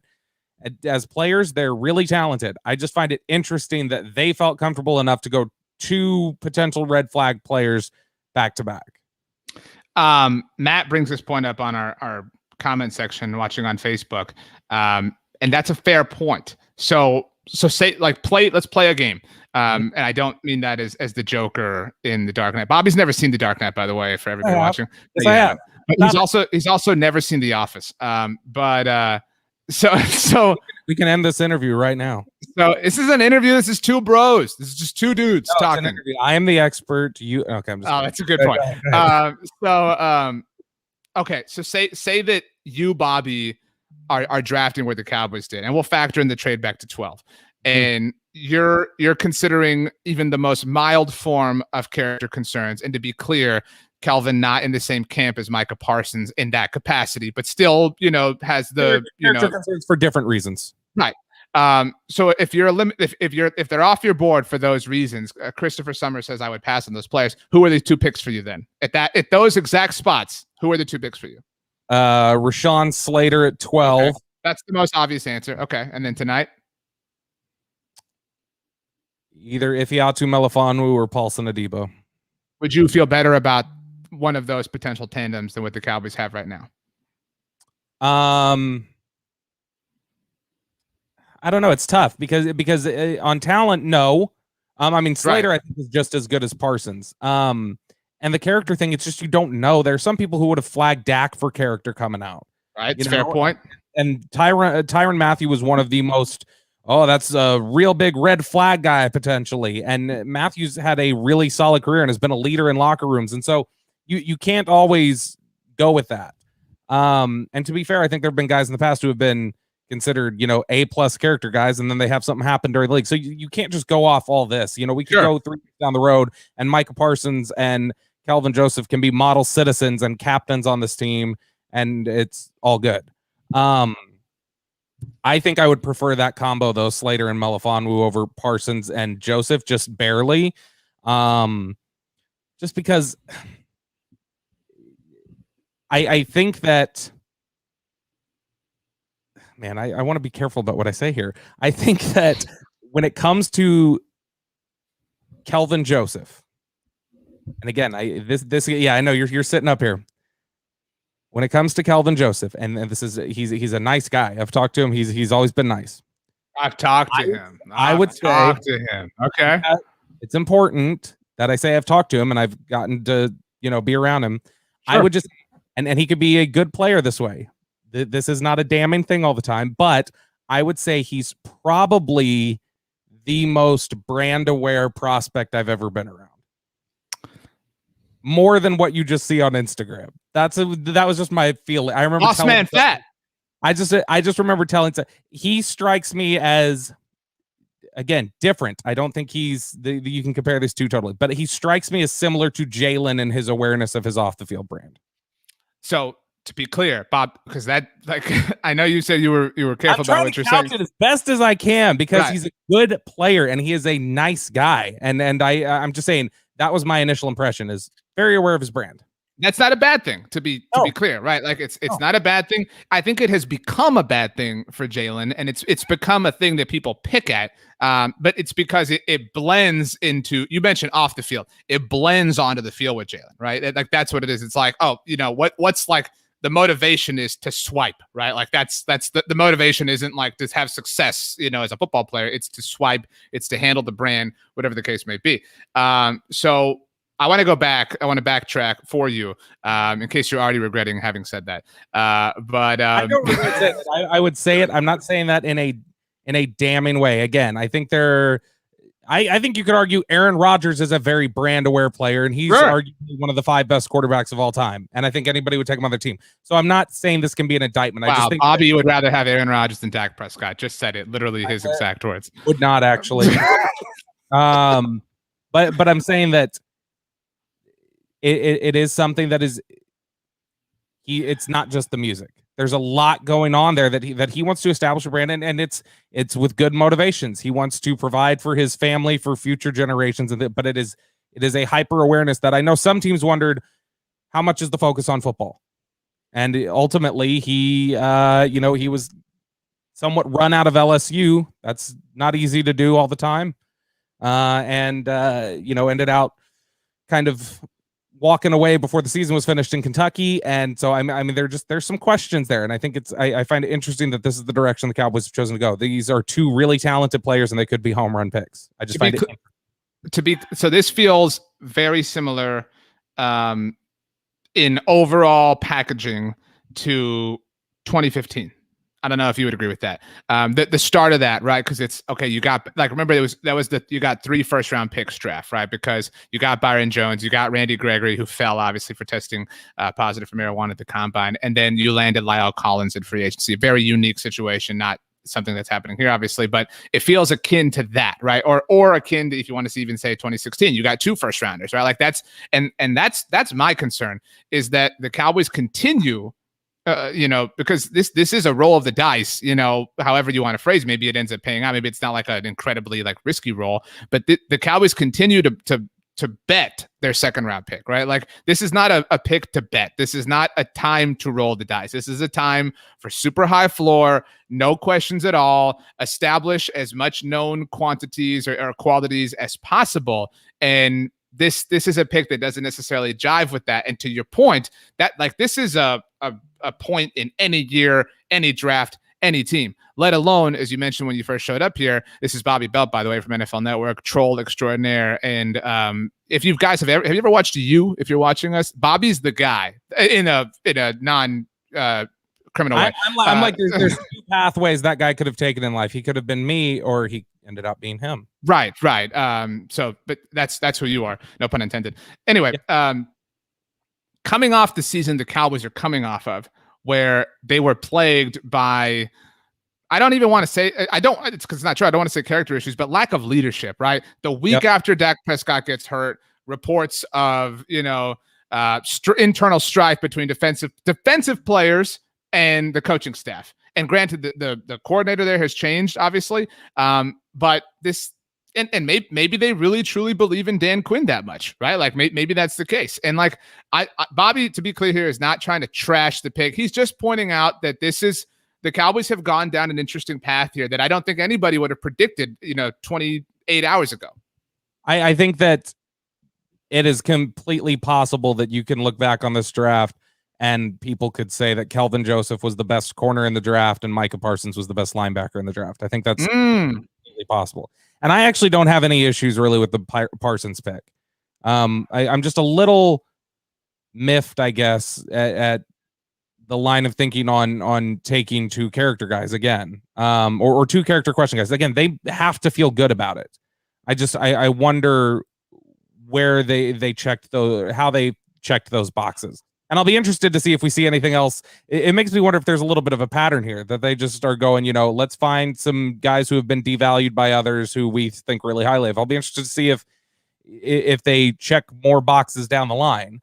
One guy, like a guy I'd be interested to know what happens with him, and he may have gone by this point. He's one of these guys, could he go in the second or like the fifth, is Bobby Brown out of Texas A&M.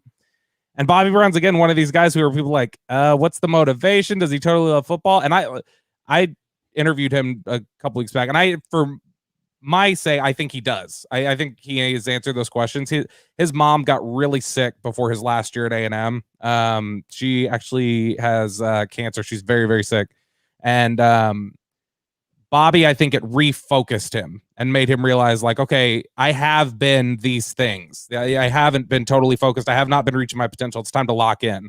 And he talked about that I understand that my focus probably wasn't where it needed to be, and I'm locked in. So I feel good about that question. But if they were to take a Bobby Brown, who I think they do like, just from talking to some people, that would be, again, a similar guy to these Kelvin Joseph and Micah Parsons types that I'm just wondering if we're going to start seeing a pattern breakout where they're just like, you know what? We really need to get some playmakers in here quick. And so we got to take some gambles. And I'm wondering if that's where they're going, is that they say the defense is, in order to be a win now team and to overhaul this defense, we're going to have to roll the dice on some of these guys in the draft. Comment from Doomsday on YouTube says Parsons and Joseph seem to be a shift in defense's attitude. The defense's attitude. I would disagree. I don't think Joseph is. I think Joseph is. No, but I think it feels more similar to the attitude Parsons is. I think Parsons is a pretty aggressive alpha type.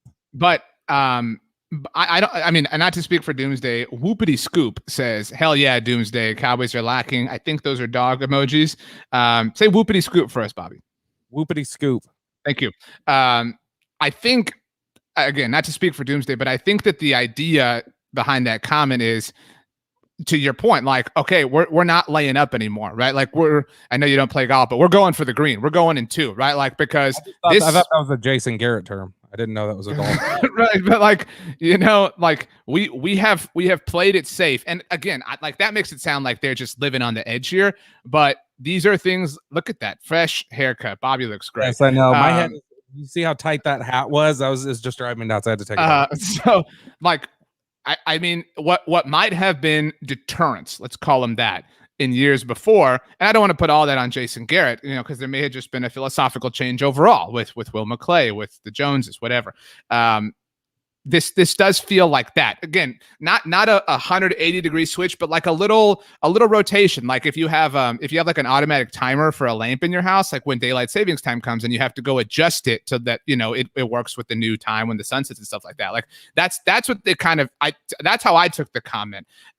Is that it's a shift in approach in terms of to be frank, I don't think the Cowboys can afford to have, particulars that ward them off from players. And that's, you mentioned win now. The NFC East is killing this draft, like overall.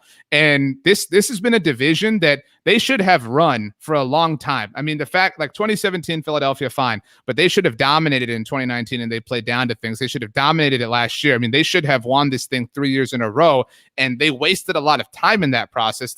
Incidentally, the life of Dak's rookie contract and the franchise tag here. And so now, I mean, like now Washington's on the up, New York's on the up, Philadelphia is not going to be this bad forever.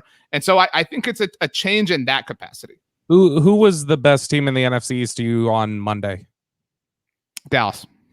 Who's the best team in the NFC East? Hang on. They were marginal. Washington has the best roster outside of quarterback. You put Dak on Washington's roster, and they might win the Super Bowl. Sure. But as the complete team, who do you think was better on Monday? Dallas. Through 60 picks or whatever, who's the better team? Dallas. But the changed it all for you. The overwhelming factor is that the Cowboys have Dak Prescott, and if Washington had landed Justin Fields in some situation, like I might be pressed to change that. But I think so. Part of it is most of it is Dak Prescott, but the fact is the Cowboys, to the point that we're making here with the selections of Micah Parsons and Kelvin Joseph, they're making a lot of strides towards getting ballers on their defense, getting better. And these are, would you have said, I don't want to like dodge your question, but would you have said on Monday that the two weakest positions on the roster were linebacker and corner? I mean, you could have prioritized them however you wanted. I know offensive tackles in the mix there, but at worst case scenario, these were two of the three.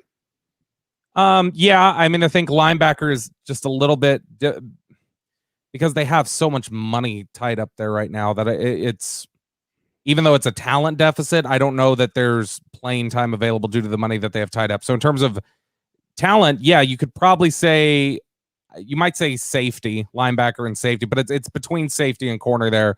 I do think they had at least, whether you buy them or not buy, but whether you believe in the moves or not, they had addressed safety in free agency. What had they done at corner besides bring back Jordan Lewis? I know. How did they address safety? How did they address safety in free agency? I mean, from a quantitative standpoint, they brought in Not O'Neal. They're talking about playing linebacker. KZ's a guy who's coming off a serious injury, and Jaron Kearse is a guy who's a practice squad player, essentially. Sure, so, but those are all still more things than they did at corner, is it not? I mean, sure. I mean, they re-upped Jordan Lewis, though. I mean, in essence, Jordan Lewis, Anthony Brown, and Trayvon Diggs could start next year. But they lost Cheeto. They didn't lose anybody substantial at safety. So that's why, like, I think the like mountain to climb at corner was, well, I mean, hey, but I mean, the mountain to climb at corner was larger than it was at safety, given all of the results of this offseason. Yes, fair. But also, I think it's important to remember a lot of the big plays they gave up in the passing game last year seemed to be due to bad safety play. That's true too. But so, something that like we keep coming back to is, a lot of people. To be fair, by the way, if Merrick had gotten to 44, I think they take Merrick over Kelvin Joseph. So to that point, though, I mean, so I think they made lemonade again, just like they did the first night. You stole that from me because I wrote about that at Blogging the Boys today. I tweeted that last night. You did not. No, you didn't. I mean, I'm the first person who said it. You didn't. That's okay. But look, whatever. The point here is the Cowboys were not going to draft, say, Asante Samuel for reasons beyond, like, literally physical reasons, right? Like, he was not going to be someone they considered at 44. Yes, they already have Jordan Lewis. They couldn't have another. They can't have 2-3 guys in that group that don't fit Dan Quinn's measurement. Right. Okay. So, like, that's something that is Cowboys specific. Outside of Trayvon, who you just said if he makes it to 44, maybe they take him. They were not, I mean, feasibly going, maybe Richie Grant, but still, I mean, they just got beat on their board. Like, that's just the draft, right? Like, they just, they were not going to, shock us. They were not going to deviate from a lot of norms in terms of like spending on a random safety. It had to be the safety, and it almost was, but it wasn't ultimately. Yeah, I think that the only other guys that I think may have been in play there would have been like Melifonwu from Syracuse. And I think he is a shorter guy, Elijah Molden from Washington, but I don't think they'd be looking at Molden to play corner. I think they would have moved him to safety. And they would have played him similar to the way that KZ was played by Dan Quinn in Atlanta, that he'd be a safety and nickel type of guy. So I think those are the only other players there. And so with that, I think that we've got the best pure talent out of those three players in Kelvin Joseph. And I think that's what they're looking at right now. They're looking at, we need talent. And they thought really highly of Micah Parsons. So they feel they got the best talent available there.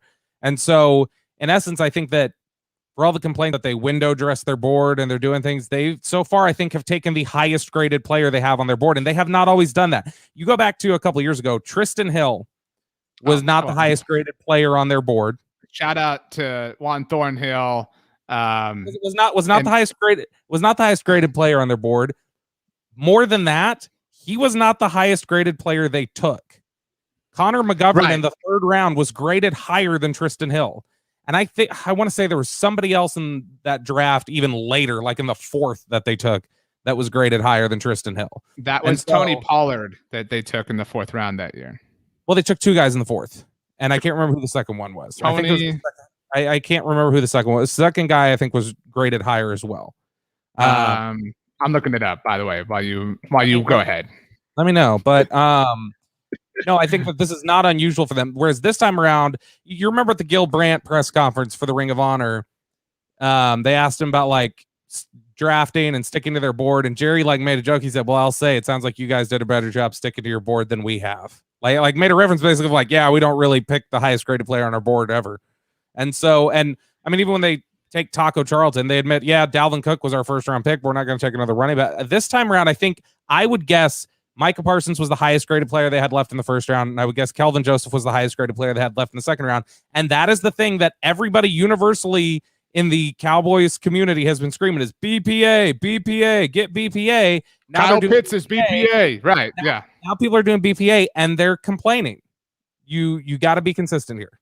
So 2 things. 1, the 2019 Dallas Cowboys draft class that we were talking about, the legendary 2019 Dallas Cowboys draft class, Tristan Hill, Connor McGovern, Tony Pollard, 2 5th-round picks, the Jackson brothers, not literally, Michael and Joe, who Jerry Jones was super pumped about, 6th-round pick, Donovan Wilson, 7th round, shout out to another Ohio State running back, Mike Weber, and of course, Jalen Jelks. Well, now that was the other oddity there. Weber was graded higher than Pollard.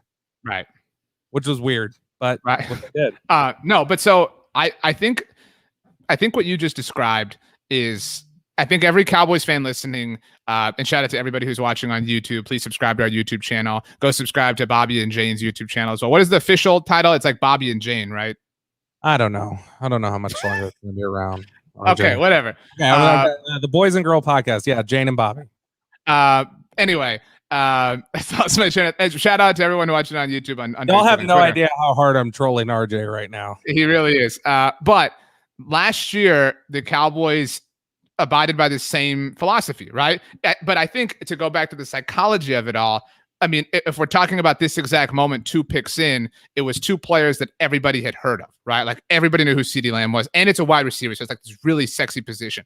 And it was Trayvon Diggs, who a lot of people thought was a candidate to be taken at 17 overall by the Cowboys in the 1st round last year. And so and I think that that's what happened. I think that, and I think everyone's kind of comparing it in their mind because it was like, wow, we got this, we got another 1st round pick in the 2nd round. I would have been happy with Trayvon Diggs in the 1st round, et cetera, blah, blah, blah. And ultimately that didn't happen. And so I do think that the sniping is a very real qualifier in this particular draft. Todd says, I'm not complaining. I'm very pleased with the draft so far. Bobby, Todd, give us a grade. I clearly said everybody in the draft community, except Todd. I know Todd's on board with this. I said that if you would go back and listen. Give us a grade, because I know you love to do stuff like this. It is on talent acquisition, it's an A. They've gotten an A with the talent acquisition. On the variables we can't see, it's a question mark.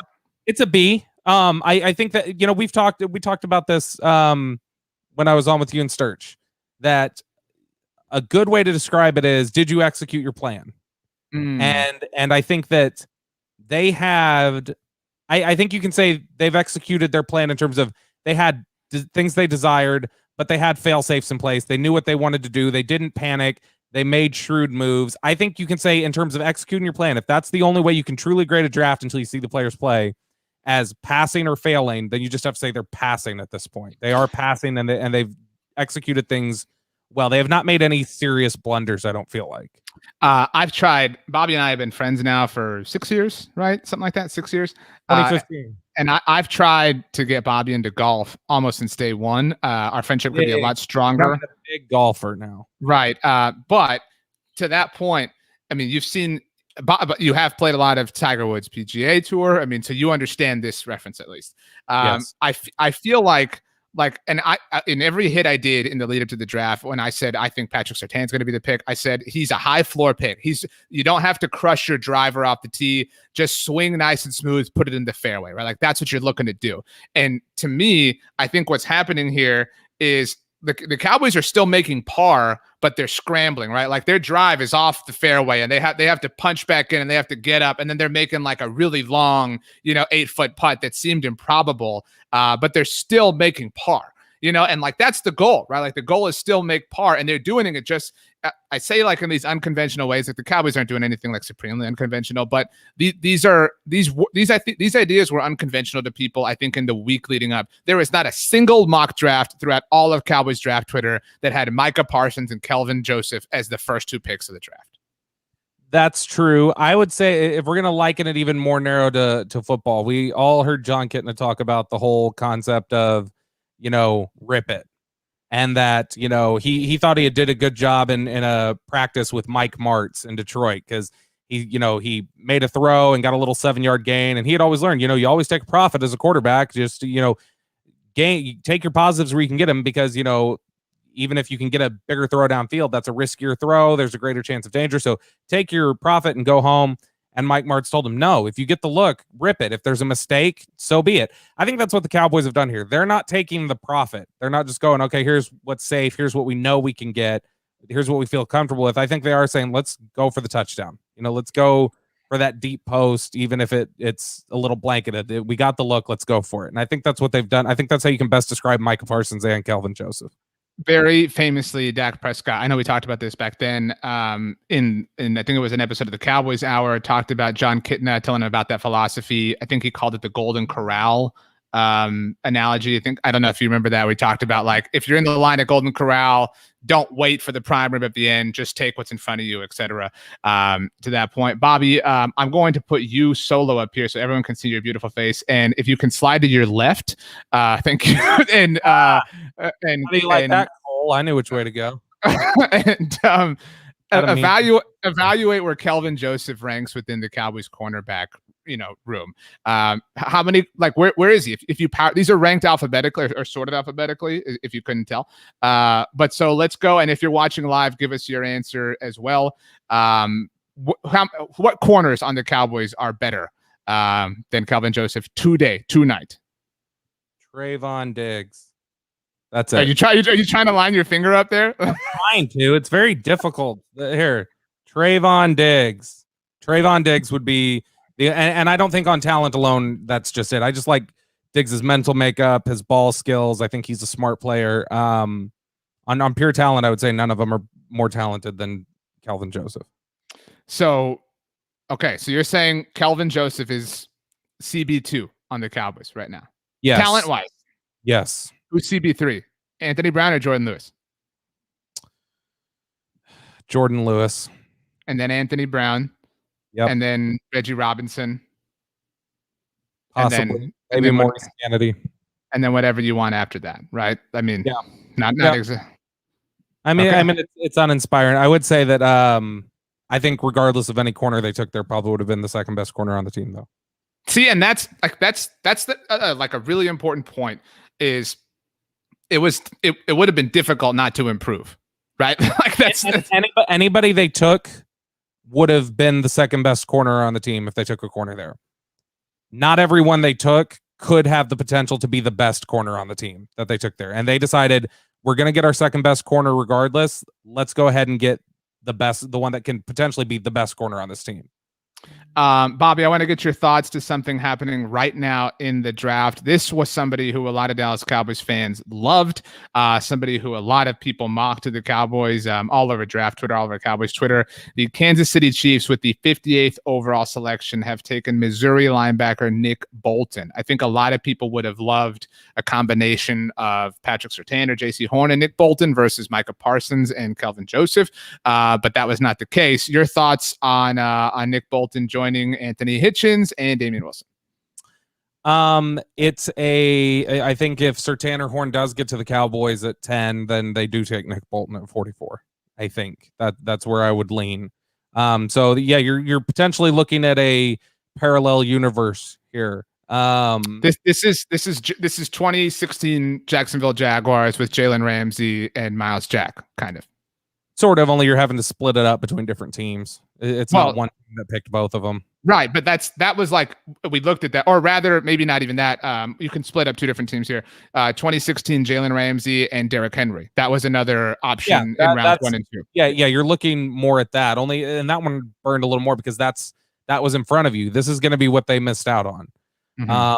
And again, I think that you can't blame them for Surtain and Horn going ahead of them. Right. And you can't blame them for not wanting to pay the quarterback tax to go up and that value added tax to go up and get a corner with quarterback price.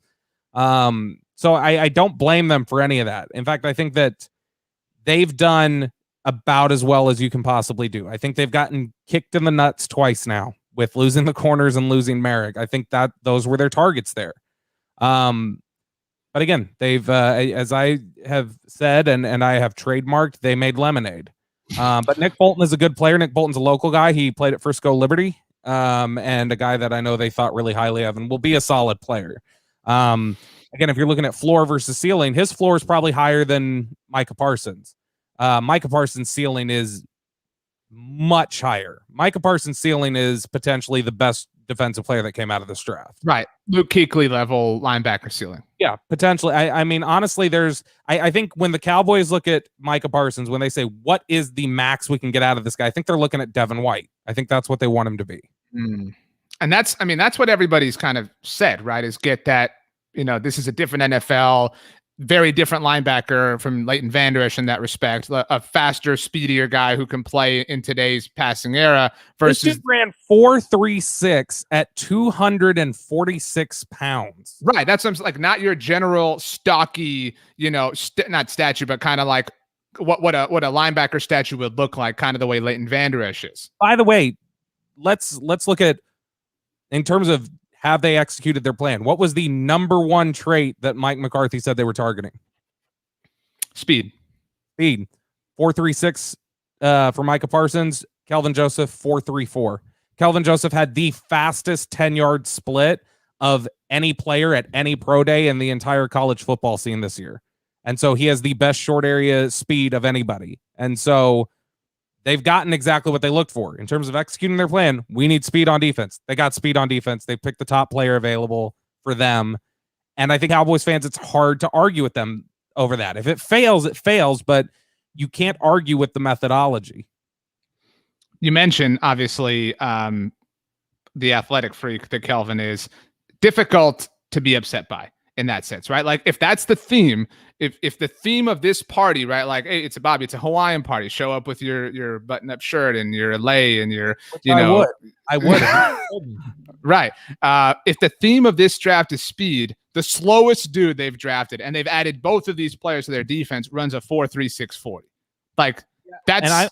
In fact, I'm curious. I don't want to have you pull it up. I am curious though. But Kelvin Joseph weighed like I think 199 or something. We've got that here for you, Bobby. Just 197. Okay, now go back to the actual. Yes, sir. Sir. We got you. So Kelvin Joseph at 197, Micah Parsons at 246. You have a 4.36 40 for Micah Parsons, a 4.34 for Kelvin Joseph. You have a 34-inch vertical jump for both of them. You have 19 bench reps for both of them. 31.5-inch arm length on Micah Parsons. I mean, like you're basically getting the same athleticism out of one of the most athletic corners in the draft, and you're getting it at linebacker. And so, I mean, they drafted some freaks here, and they've done exactly what they sought to do, which is get speed, get faster. What was the biggest thing opponents used to say about the Cowboys in 2018 when that defense was so good?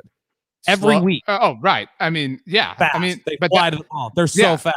Like, I think if you look back, obviously, at like the greatest moments of that season defensively, I know they lost that game, but there's the Jalen play on Deshaun Watson, right? Like early in the season. And like, that's the gear. And that was the moment where it's like, wow, the Jalen thing worked out, et cetera, blah, blah. And so, it is what it is. You had the big stop Leighton made against Philly in that one game. That's right.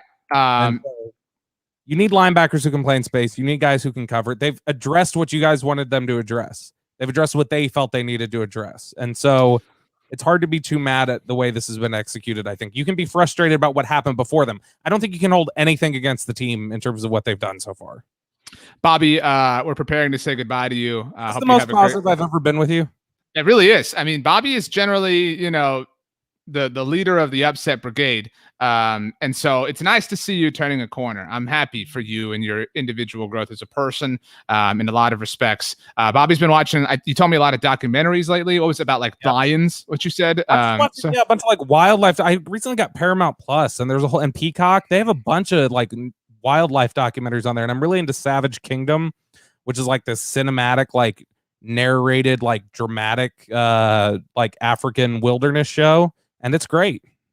Okay, that's fine. Don't really care. I've also started Marvel movies.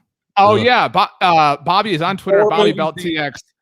He is starting. His wife got him into it. He's starting the Marvel ride.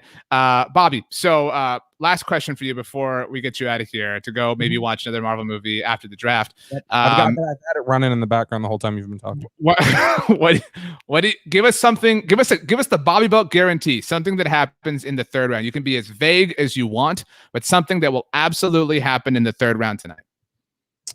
For the Dallas Cowboys, if that isn't obvious. Cowboys specifically. The Cowboys will absolutely pick an offensive lineman in the third round. Okay. That's just the Bobby Belt guarantee. That's my guarantee, yes. All right. Sweet, Bobby. Thanks so much, man. Have a great rest of your night. Thanks for stopping by. Love you. All right. So thanks a lot to Bobby Belt for taking the time to join us. Lots of fun here. 2 guests so far. We have 3 more guests slated to join us in our second stream. This is our stream for the second round. We want to wrap up so that people who are watching late know that this is the end of the second round coverage. We are going to launch our stream for the third round at about 8:45 Central Time. So make sure you go check it out. We can drop the link in here for you right now, actually, as you are seeing it wherever you're watching it. If you're on YouTube, if you're on Facebook, if you're on Twitter, open that up and go ahead and go reserve a seat, go save a table, get an appetizer, whatever you want. We'll be heading on over there in just a bit to discuss and cover everything that is happening in the third round for the Dallas Cowboys. Like I said, just want to keep things neat and organized. You know how we go. My name's RJ Ochoa. I'm the manager, editor-in-chief over at bloggingtheboys.com. We'll see you on our third round stream. Make sure before you go over there, after you go over there, whatever order you want, I'm not going to hold it against you. You subscribe to the Blogging the Boys YouTube channel. We do streams like this all the time. We have lots of stuff coming your way over the rest of the off season. We'll see you in just a bit. Let's keep drafting some awesome football players.